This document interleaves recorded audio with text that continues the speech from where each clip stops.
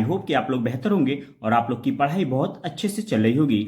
बच्चों, आज हम बात करने वाले हैं क्लास 12 फिजिक्स के फर्स्ट चैप्टर के एक इंपॉर्टेंट टॉपिक के बारे में। एक ऐसा टॉपिक जो बच्चों आपके बोर्ड परीक्षा में 4 से 5 नंबर के रूप में पूछ लिया जाता है।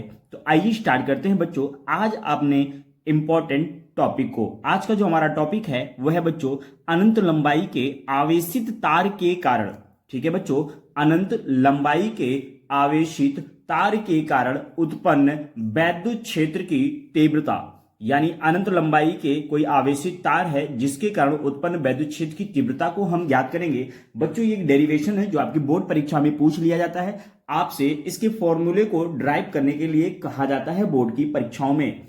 तो आइए स्टार्ट करते हैं आज के अपने इंपॉर्टेंट टॉपिक को। बच्चों, टॉपिक को स्टार्ट करने से पहले अगर आपने अब तक चैनल को सब्सक्राइब नहीं किया है तो चैनल को जरूर सब्सक्राइब करें और बेल आइकन को प्रेस करें ताकि जैसे कोई नई वीडियो अपलोड हो वो आप तक पहुंच जाए।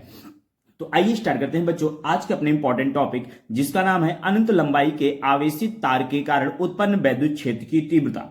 तो बच्चों, इस टॉपिक को पढ़ने से पहले आपको एक छोटी सी डिफिनीशन याद होनी चाहिए, यानी रेखीय आवेश घनत्व आपको पता होना चाहिए। अगर आपको रेखीय आवेश घनत्व याद होगा, उसकी डिफिनीशन याद होगी, उसके फॉर्मूले याद होंगे, तो ये डेरिवेशन काफी इजी हो जाएगा। तो चलते हैं बच्चों अपने रेखीय आवेश घनत्व के टॉपिक की तरफ। देखिए कैसे इसको डिफाइन करेंगे हम। रेखीय आवेश घनत्व को बच्चों कैसे डिफाइन करेंगे, इसके फॉर्मूले को हम देखेंगे।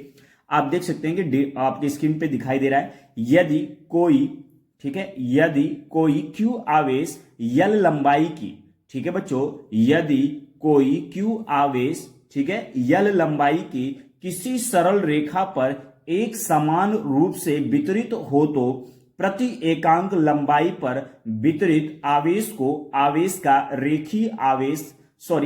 का रेखीय घनत्व लैम्डा कहते हैं, जिसे बच्चों हम किससे रिप्रेजेंट करते हैं, लैम्डा से रिप्रेजेंट करते हैं। और इसका जो बच्चों फॉर्मूला होता है लैम्डा बराबर Q अपान L। ठीक है बच्चों, इसका जो फॉर्मूला होगा वो क्या होगा, लैम्डा बराबर Q अपान L।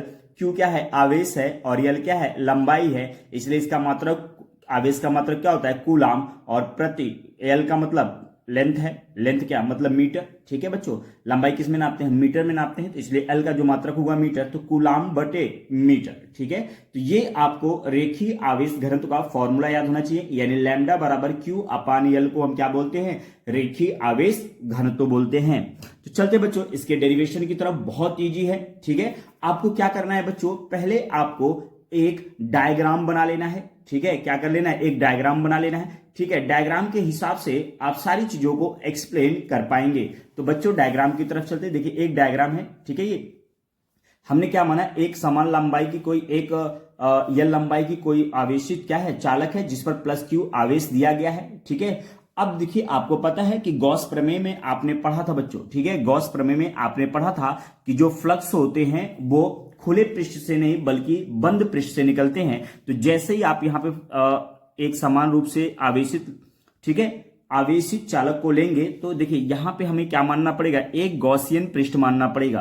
तो हम बाहर की तरफ एक पृष्ठ बच्चों क्या करेंगे, ये देखिए गोल, आप देख सकते हैं बेलन के आकार का एक पृष्ठ हमने बाहर मान लिया, जिसका नाम क्या है बच्चों, गॉसियन पृष्ठ है। ठीक है बच्चों, तो आपको पता है जहां पे प्लस Q आवेश रखा गया है वहां से R दूरी पर एक बिंदु P है। ठीक है, क्या है, एक बिंदु P है, जहां पे आपको वैद्युत क्षेत्र की तीव्रता ज्ञात करनी है। तो आपको पता होना चाहिए बच्चों कि जो प्लस Q आवेश के कारण वैद्युत क्षेत्र की तीव्रता होती है वो प्लस Q आवेश से क्या होती है, बाहर की तरफ, या कह सकते हैं प्लस Q आवेश से माइनस Q आवेश की तरफ होगा, यानी प्लस Q आवेश से कहां होगा, बाहर। तो आप देख सकते हैं E जो है यानी इलेक्ट्रिक फील्ड वो बाहर की तरफ है। अब हम क्या करेंगे बच्चों, यहां पे एक छोटा सा पृष्ठ मान लेंगे। ठीक है बच्चों, क्या मान लेंगे, एक छोटा सा पृष्ठ मान लेंगे, यानी एक छोटा सा एरिया मान लेंगे। एरिया यानी A से रिप्रेजेंट करते हैं, और जब छोटा होगा तो DA हो जाएगा।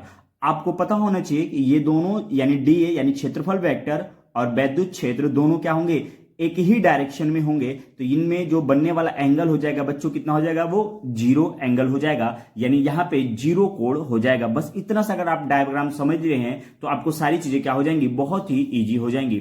ठीक है बच्चों, तो आइए चलते हैं इसकी डिफिनीशन की तरफ। देखिए क्या करेंगे, बिंदु P पर E व DA, ठीक है, बिंदु, ये देखिए बिंदु P है, जहां पर बिंदु P पर वेक्टर E व वेक्टर DA दोनों एक ही दिशा में हैं, दोनों का डायरेक्शन क्या है, एक ही है। ठीक है बच्चों, आप डायग्राम में देखिए दोनों का डायरेक्शन क्या है, एक ही डायरेक्शन में है। ठीक है, बिंदु P से होकर गुजरने वाला अल्प वैद्युत फ्लक्स। देखिए जब छोटा सा एरिया लेंगे यानी छोटा सा पृष्ठ लेंगे तो निकलने वाला फ्लक्स भी क्या होगा, छोटा होगा, और छोटे के लिए हम डी का इस्तेमाल करते हैं। तो देखिए फॉर्मूला क्या होगा, डी फाई ई बराबर ए इंटू डी ए, ये फॉर्मूला होता है, यानी फाई ई बराबर ई इंटू डी ए। देखिए जब छोटा सा क्षेत्रफल होगा तो फ्लक्स भी क्या निकलेगा, छोटा ही निकलेगा। अब ये देख सकते हैं ये भी वेक्टर है और ये भी वेक्टर है, दोनों सदिश, ये दोनों सदिश राशि हैं। दोनों सदिश राशि को जब हम जोड़ेंगे तो ये ईडीए कॉस थीटा में रूपांतरित हो जाता है, यानी ईडीए कॉस थीटा हो जाएगा। और आप देख सकते हैं यहाँ पे थीटा बच्चों कितना है, 0 है, और यहाँ पे थीटा कितना है, 0 है। तो फॉर्मूला क्या, थीटा बराबर 0, ठीक है। तो कॉस 0 हो जाएगा और कॉस 0 का मान कितना होता है, 1, ठीक है। तो डी फाई ई बराबर ई इंटू डी ए, ठीक है। कॉस 0 का मान कितना हो जाएगा, 1, तो 1 का गुणा ईडीए में करोगे तो ईडीए ही आपको प्राप्त होगा, यानी डी फाई ई बराबर क्या हो जाएगा, ईडीए हो जाएगा, ठीक है बच्चों। ये तो अल्प फ्लक्स निकलने, यानी जो अल्प छोटे से एरिया से निकलने वाला जो फ्लक्स है उसको हमने ज्ञात कर लिया। अब क्या करेंगे, संपूर्ण पृष्ठ से, ठीक है बच्चों, संपूर्ण पृष्ठ से होकर गुजरने वाला क्या करेंगे, वैद्युत फ्लक्स हम ले लेंगे। उसके लिए हमें क्या करना पड़ेगा बच्चों, ये जो छोटा सा फ्लक्स निकला है इसी का हमें क्या कर देना है, समाकलन कर देना है, और जैसे ही समाकलन करेंगे पूरा का पूरा निकलने वाला फ्लक्स हमें ज्ञात हो जाएगा, ठीक है बच्चों। तो देखिए फ्लक्स क्या है, डी फाई ई बराबर ए इंटू डी ए, आप ऊपर देख सकते हैं डी फाई बराबर क्या है, ए इंटू डी ए, ठीक है। तो यहां पे देखिए अब क्या करना है, इंटीग्रेशन कर देना है, यानी समाकलन कर देना है। डी फाई ई का हम समाकलन करेंगे और ई इंटू डी ए का समाकलन कर देंगे, ठीक है बच्चों। अगले स्टेप में क्या करेंगे, जब डी फाई ई का इंटीग्रेशन समाकलन करेंगे तो डी फाई ई किस में कन्वर्ट हो जाएगा, फाई ई में। और देखिए ई का समाकलन नहीं होगा, ठीक है, ये नियत है, इसलिए इसका समाकलन नहीं होगा, ये बाहर हो जाएगा। और डी ए का हम क्या कर देंगे, समाकलन कर देंगे। डी ए क्या है, क्षेत्रफल वेक्टर है बच्चों, क्या है, क्षेत्रफल वेक्टर है। अब आप यहां पे देख सकते हैं, जैसे देखिए आपने एक फॉर्मूला पढ़ा होगा, आपको पता होगा कि जब हम यक्स का इंटीग्रेशन करते हैं तो ये मान लीजिए dx है, ये देखिए dx है, dx का बच्चों जब हम इंटीग्रेशन करते हैं, किसका, dx में क्या करते हैं तो ये x में कन्वर्ट हो जाता है।